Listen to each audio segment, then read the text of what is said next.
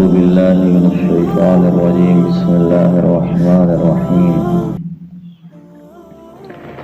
الحمد لله الذي خلق السماوات والأرض وجعل الظلمات والنور ثم الذين كفروا بربهم يعدلون هو الذي خلقكم من طين ثم قضى أجلا وأجل مسمى عنده ثم أنتم تمترون وهو الله في السماوات وفي الأرض يعلم سركم وجهركم ويعلم ما تكسبون صدق الله العظيم۔ سورۃ الانعام کی پہلی آیت مبارکہ کے اندر اللہ جل شانہ نے عالم اکبر کی تخلیق کا ذکر کیا، آسمانوں زمینوں اور ان کے درمیان میں جتنی چیزیں ہیں ان کا ذکر کر کے اپنی قدرت کی نشانیوں کی طرف اشارہ کیا اور انسان کو توحید کی دعوت دی کہ شرک سے بچو اور توحید اختیار کرو۔ اب دوسری آیت مبارکہ کے اندر عالم اصغر کے ذریعے سے انسان کو نشانیاں بتائی جا رہی ہیں، اور عالم اصغر انسان کا اپنا وجود ہے کہ یہ بھی اللہ کی قدرت کی ایک نشانی ہے کہ انسان کو اللہ نے کیسے پیدا کیا، اور اللہ تعالیٰ نے انسان کو زندگی بخشی اور پھر انسان کو اللہ تعالیٰ موت دے گا، تو انسان کا وجود اللہ کی قدرت کی ایک نشانی ہے۔ تو اس آیت مبارکہ میں اللہ تعالیٰ فرما رہے ہیں کہ ہم نے، اللہ وہ ذات ہے جس نے تمہیں گیلی مٹی سے پیدا کیا، تو اس سے مراد آدم علیہ السلام جو ابو الانس ہیں، انسانوں کے باپ ہیں، کہ آدم علیہ السلام کا پتلا اللہ تعالیٰ نے مٹی سے بنایا، گارے سے بنایا، اور پھر اس کی اولاد جو ہے وہ آدم علیہ السلام سے آگے بڑھی۔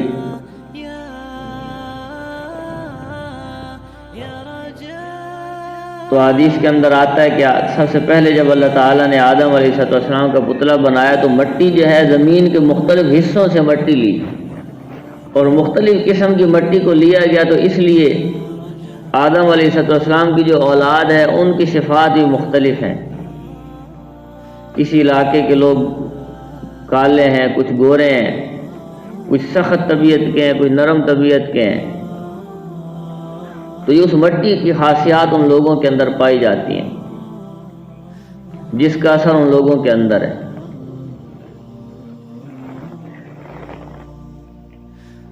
اور اس کے بعد انسانوں کی غذا بھی مٹی سے ہے، اور پھر اسی غذا سے انسان کے اندر جو ہے وہ انسان کا بدن نشوونما پاتا ہے، تو اس سے نطفہ بنتا ہے، اور اس سے پھر آگے انسان پیدا ہوتے ہیں۔ تو اللہ تعالیٰ فرما رہے ہیں کہ ہم نے تمہیں گیلی مٹی سے پیدا کیا،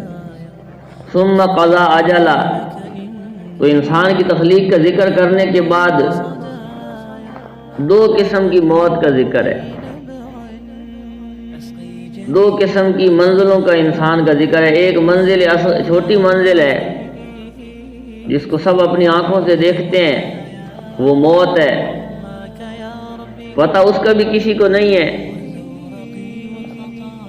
وہ جو فرشتہ اللہ تعالیٰ نے اس کے لیے مقرر کیا ملک الموت، اس کو اللہ نے میعاد بتائی ہے کہ یہ انسان کی میعاد ہے، جیسے ایک دوائی کی میعاد ہوتی ہے، انسان کو پتہ ہے کہ یہ 2 سال کے بعد اس نے ایکسپائر ہو جانا ہے،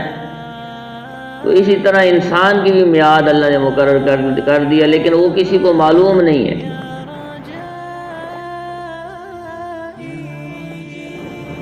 تو جب وہ پوری ہو جائے گی تو انسان جو ہے اس دنیا سے اٹھا لیا جائے گا،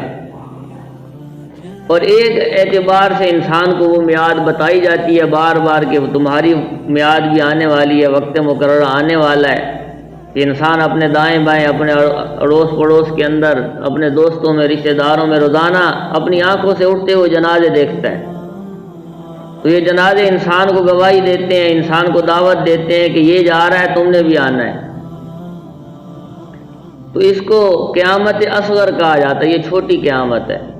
جو انسان اپنی آنکھوں سے روزانہ دیکھتا ہے کہ فلاں چلا گیا، فلاں چلا گیا، تو اس کو قیامت اصغر کہا جاتا ہے۔ پہلے اس قیامت کا ذکر کیا، ثم قضا اجلا، کہ پھر تمہاری زندگی کی ایک میعاد مقرر کر دی، وَأَجَلٌ مُّسَمًّى عِندَهُ،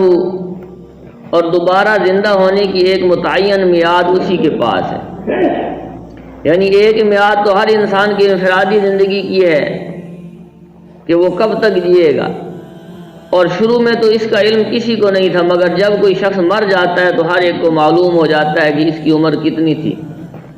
لیکن مرنے کے بعد جو دوسری زندگی آنے والی ہے وہ کب آئے گی اس کا علم صرف اللہ تعالیٰ کے پاس ہے۔ وَأَجَلٌ مُّسَمًّى عِندَهُ، اور ایک متعین میعاد اسی کے پاس ہے۔ تو اس سے مراد قیامت ہے، جس کو قیامت اکبر کہا جاتا ہے، کہ ساری کائنات کا نظام اللہ تعالیٰ ختم کر دیں گے، اور عرش کے نیچے جو کچھ ہے اس سب کو موت آنی ہے، سب نے فنا ہونا ہے۔ ثم انتم تمترون، اور پھر بھی تم اس میں شک میں پڑے ہوئے ہو کہ اللہ تعالیٰ کی اتنی بڑی بڑی قدرتیں دیکھتے ہو اور اس کے باوجود اس میں شک کرتے ہو۔ تو انسان کے بس سے باہر ہے موت سے بچنا۔ اللہ تعالیٰ نے موت ایک ایسی اٹل حقیقت بنائی ہے کہ انسان جتنا بھی بھاگنا چاہے نہیں بھاگ سکتا۔ لبنان کے ایک مالدار آدمی کے بارے میں لکھا ہے کہ وہ اتنا مالدار تھا کہ اپنے جہاز اس کے چلتے تھے،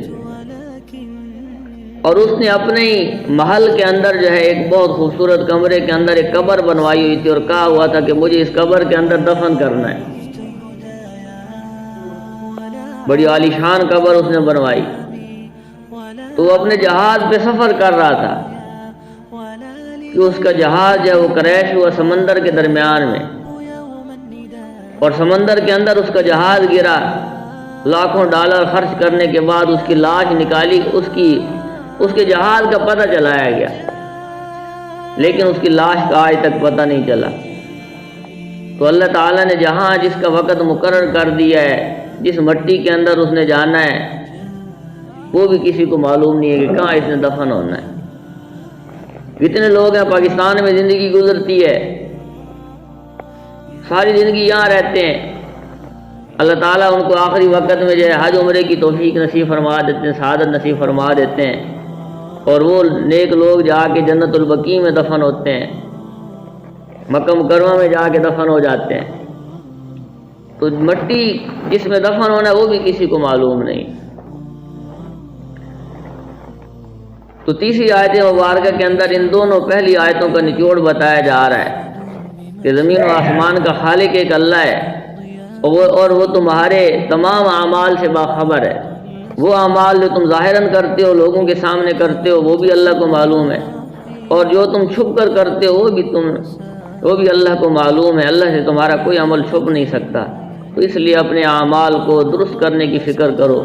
کہ قیامت کے دن انہی اعمال پر اللہ تعالیٰ تمہارے لیے کامیابی اور ناکامی کے فیصلے کریں گے۔ الحمدللہ الذی خلق السماوات والارض وجعل الظلمات والنور، تمام تعریفیں اللہ کی ہیں جس نے آسمانوں اور زمین کو پیدا کیا اور اندھیریاں اور روشنی بنائی۔ ثم الذین کفروا بربہم یعدلون، پھر بھی جن لوگوں نے کفر اپنا لیا ہے وہ دوسروں کو خدائی میں اپنے پروردگار کے برابر قرار دے رہے ہیں، شرک کرتے ہیں۔ هو الذی خلقکم من طین ثم قضى اجلا، اللہ وہ ذات ہے جس نے تم کو گیلی مٹی سے پیدا کیا، پھر تمہاری زندگی کی ایک میعاد مقرر کر دی۔ وَأَجَلٌ مُّسَمًّى عِندَهُ ثُمَّ أَنتُمْ تَمْتَرُونَ، اور دوبارہ زندہ ہونے کی ایک متعین میعاد اسی کے پاس ہے، پھر بھی تم شک میں پڑے ہوئے ہو۔ وَهُوَ اللَّهُ فِي السَّمَاوَاتِ وَفِي الْأَرْضِ، اور وہی اللہ ہے آسمانوں میں بھی اور زمین میں بھی۔ يَعْلَمُ سِرَّكُمْ وَجَهْرَكُمْ، وہ تمہارے چھپے ہوئے بھید بھی جانتا ہے اور کھلے حالات بھی۔ وَيَعْلَمُ مَا تَكْسِبُونَ، اور جو کچھ کمائی تم کر رہے ہو اس سے بھی واقف ہے۔ وَمَا تَأْتِيهِم مِّنْ آيَةٍ مِّنْ آيَاتِ رَبِّهِمْ إِلَّا كَانُوا عَنْهَا مُعْرِضِينَ فَقَدْ كَذَّبُوا بِالْحَقِّ لَمَّا جَاءَهُمْ فَسَوْفَ يَأْتِيهِمْ أَنبَاءُ مَا كَانُوا بِهِ يَسْتَهْزِئُونَ۔ صدق اللہ العظیم۔ سورۃ الانعام کی ان 2 آیات مبارکہ میں کفار کی ہٹ دھرمی کو بیان کیا گیا ہے، اور کفار سے کہا گیا ہے کہ انہوں نے ہٹ دھرمی کا رویہ جاری رکھا تو دنیا میں بھی ان کا انجام برا ہوگا اور آخرت میں بھی ان کو عذاب کا سامنا کرنا پڑے گا۔ کفار ان باتوں کا مذاق اڑاتے تھے، اور ان آیات مبارکہ میں ان کو متنبہ کیا گیا ہے کہ جس بات کا وہ مذاق اڑا رہے ہیں عنقریب وہ ایک حقیقت بن کر ان کے سامنے آ جائے گی۔ نبی کریم صلی اللہ علیہ وسلم کی زندگی ان کفار کے سامنے گزری۔ آپ علیہ السلام کا بچپن، آپ کی جوانی، آپ کا بڑھاپا ان کے سامنے گزرا۔ آپ علیہ السلام کے اخلاق سے، آپ کی صفات سے وہ لوگ واقف تھے، یہاں تک کہ آپ علیہ السلام کی امانت داری اور آپ کی سچائی کی وجہ سے وہ لوگ آپ کو صادق اور امین کہتے تھے، اور پھر وہ یہ بھی جانتے تھے کہ حضور اقدس صلی اللہ علیہ وسلم امی ہیں، لکھنا پڑھنا کوئی نہیں جانتے، یہاں تک کہ اپنا نام بھی نہیں لکھ سکتے۔ تو ایسی شخصیت جو ہے وہ جب 40 سال کی ہو جاتی ہے تو پھر اس کی زبان سے ایسے کلمات نکلتے ہیں جس کے سامنے سارے بڑے بڑے فلاسفر اور بڑے بڑے شعر و شاعری کرنے والے ان کے شعراء وہ عاجز آ جاتے ہیں۔ آپ علیہ السلام قرآنی آیات پڑھ کے ان کو سناتے ہیں تو یہ بات وہ سمجھتے ہیں کہ یہ کلام جو ہے یہ مخلوق کا کلام نہیں ہے بلکہ اللہ کا کلام ہے،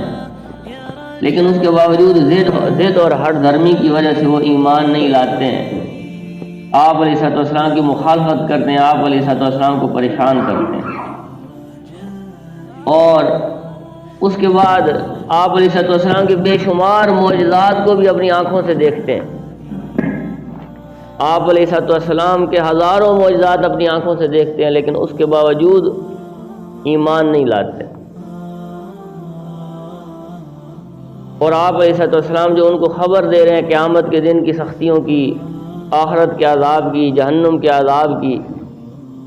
تو ان باتوں کا وہ مذاق اڑاتے ہیں۔ تو اللہ جل شانہ فرما رہے ہیں کہ وہ قیامت کا دن جب آئے گا تو ساری خبریں جو آپ علیہ السلام نے ان کو پہنچائیں قیامت کے دن کے بارے میں اور جہنم کے بارے میں اور نیک لوگوں کے لیے جنت کے بارے میں، تو وہ سب حق ثابت ہوں گی، سب سچی ثابت ہوں گی، اور ان لوگوں کو پریشانی کا سامنا کرنا پڑے گا۔ وَمَا تَأْتِيهِم مِّنْ آیَةٍ مِّنْ آیَاتِ رَبِّهِمْ، ان کافروں کا حال یہ ہے کہ ان کے پاس ان کے پروردگار کی نشانیوں میں سے جب بھی کوئی نشانی آتی ہے إِلَّا كَانُوا عَنْهَا مُعْرِضِينَ، تو یہ لوگ اس سے منہ موڑ لیتے ہیں، اس کی مخالفت کرتے ہیں۔